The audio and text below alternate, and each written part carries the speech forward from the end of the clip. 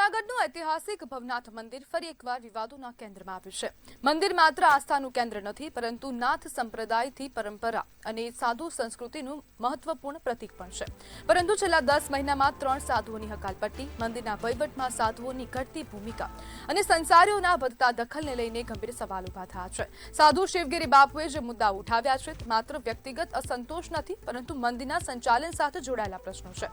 ભગવાનના ભોગથી લઈને પૂજન સામગ્રીની વ્યવસ્થા સુધીની બેદરકારીના આક્ષેપો મંદિર તંત્રની કામગીરી પર પ્રશ્ન ઉભા કરી રહ્યા છે.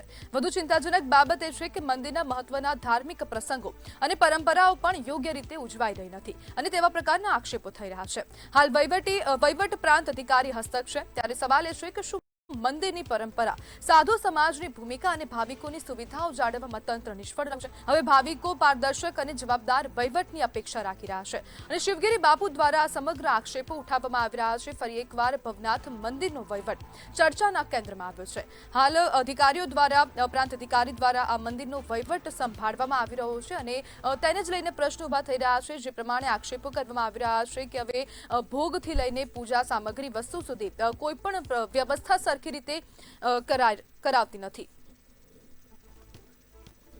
જ્યારે સાધુ શિવગીરી બાપુ દ્વારા આક્ષેપો કરવામાં આવ્યા છે, તેને લઈને પ્રશ્નો થઈ રહ્યા છે કે હવે શું તંત્ર મંદિરનો વહીવટ સંભાળવામાં ક્યાંક ને ક્યાંક હવે ઉદાસીન રહ્યું છે કે કેમ, તેમની દ્વારા કોઈ પણ પ્રકારની કાર્યવાહી કરાય છે કે કેમ, તેવા અનેક પ્રશ્નો ઉભા થઈ રહ્યા છે. અને પ્રાંત અધિકારી હસ્તક વહીવટ હોવા છતાં પણ હવે સવાલો યથાવત છે. જો પ્રાંત અધિકારી વહીવટ સંભાળી રહ્યા છે, તો પછી કેમ આટલી ગંભીર બેદરકારી દાખવવામાં આવી રહી છે?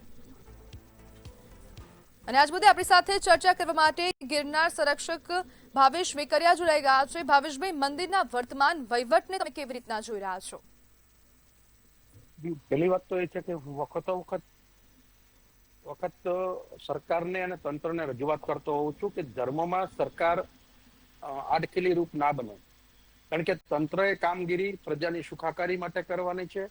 હવે ધર્મની વ્યવસ્થામાં પણ જો તંત્ર આવી જાય તો ખૂબ મોટી અવ્યવસ્થા થાય ને એનો આપ નજરે જોઈ રહ્યા છો ભવનાથ મંદિર માટે.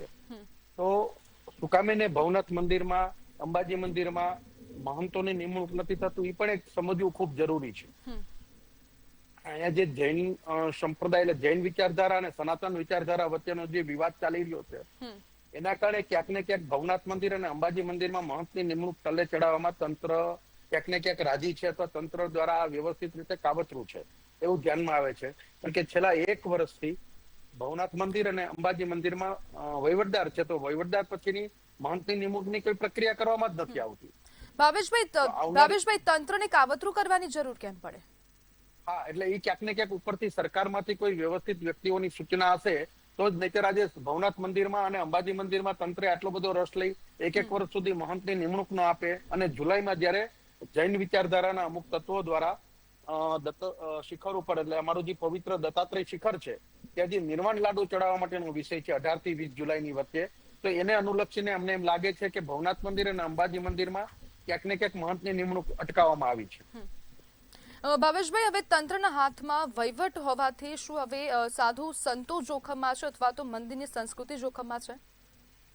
હા, ધર્મ જે અમારો સનાતન વિચારધારા છે, સનાતન ધર્મ છે, ક્યાંક ને ક્યાંક દરેક સાધુ સંતો તંત્ર અને સરકારની શહેરમાં એટલા બધા આવી ગયા છે કે જેના કારણે પોતાની જે ધર્મની વાત કરવી જોઈએ, ખુમારીથી જે વાત કરવી, એક પણ સાધુ સંત કરી શકતા નથી. એના કારણે ત્યાં વિટંબણા ઉભી થઈ છે, કારણ કે સરકારના કાર્યક્રમોમાં, તંત્રના કાર્યક્રમોમાં સાધુ સંતોને સ્ટેજ ઉપર બેસાડી દે છે, જેના કારણે સાધુ સંતો અને ક્યાંક ને ક્યાંક ધર્મની જે ખુમારી સાથે વાત કરવી જોઈએ કરી શકતા નથી.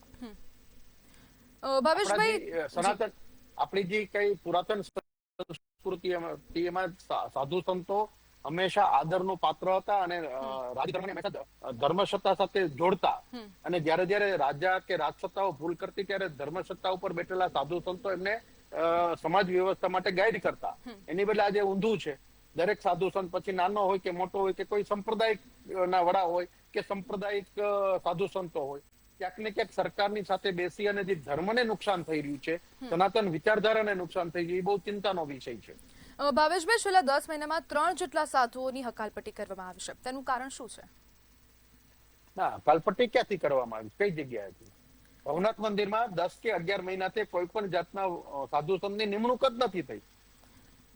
શિવગીરી બાપુ આ પ્રકારના આક્ષેપ કરી રહ્યા છે કે હા, 3 એટલે- જેટલા એટલે એ જે સાધુઓની પૂજારી- હકાલપટ્ટી એટલે કરી જે પૂજારી મુકતા હોય છે, કારણ કે કઈ ડેપ્યુટી કલેક્ટર કે મામલતદાર કે કલેક્ટર શ્રી કે આરતી કરવા તો આવવાના નથી, તો વહીવટદાર છે.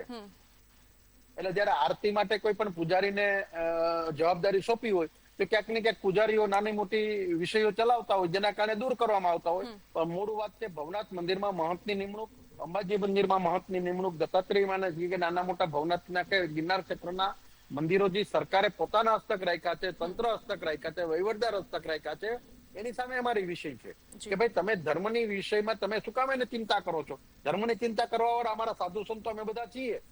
તમે પ્રજાની સુખાકારી માટેનું આયોજન કરો. આજે પ્રજાના કોઈ કામ નથી થતા, કારણ કે વખતો વખત વહીવટદારોએ કે મામલતદારોએ કે મેજિસ્ટ્રેટે ભવનાથ મંદિરોને ભવનાથમાં જ આવવું પડે છે. બીજું, જુનાગઢમાં અમારે ભવનાથ મંદિરો રાજકીય પોલિટિશિયનો માટેનું એપિસેન્ટર છે. એટલે કોઈ પણ મંત્રી શ્રી આવતા હોય, સચિવ શ્રી આવતા હોય, કે જજ શ્રી આવતા હોય, કે મુખ્યમંત્રી શ્રી આવતા હોય, એટલે ભવનાથ મંદિરે દર્શન કરવા આવવાનો રિવાજ કરો. એટલે આના માટે થઈને બધા પોતાની પાસે ભવનાથ મંદિર રાખવા માંગે છે, કારણ કે ઉપરથી આવતી નેતાગીરી ને દર્શન કરાવી પોતે એની સાથે વાહ કરે, સારા બનવા જાય, આ જે કઈ વિષયો છે એટલે માટે ધર્મ નુકસાન થઈ રહ્યું છે. આજે મારો ભવનાથ દાદો કે ગિરનારી મહારાજ છે, એ નાના મોટાનો કોઈ ભેદભાવ વગર ધર્મમાં હંમેશા ઈશ્વર દરેકના માટે એક સમાન છે. પણ આ લોકો ભવનાથ મંદિરમાં જે કઈ પુરાતન સાધુ સંતો હતા, એક જરા વિવાદોની વચ્ચે પણ ત્યાં ભવનાથ મંદિરમાં રહેતા હતા. એનું કારણ જ આ છે કે જે કોઈ વીઆઈપી પોલિટિશિયનો આવે છે, સીએમ, મંત્રીશ્રીઓ, સચિવ, જજ કે કોઈ પણ, તે ભવનાથ મંદિરમાં દર્શન કરવા આવતા હોય તો આ બધાને એમ થાય કે એની સાથે આપણા ફોટોગ્રાફી થાય, આપણે એમને દર્શન કરાવીએ, પૂજા કરાવીએ. એટલા માટે તે ભવનાથ મંદિરનું મહત્વ આ લોકોએ વધારી દીધું છે. ભવનાથ મંદિરનું મહત્વ આદિ અનાદિ પુરાતન કાળથી છે, પણ એ સનાતન વિષયો માટે, સનાતન ધર્મના લોકોની આસ્થાના પ્રતીક માટે, નહીં કે પોલિટિશિયનો કે રાજકીય અખાડા માટે.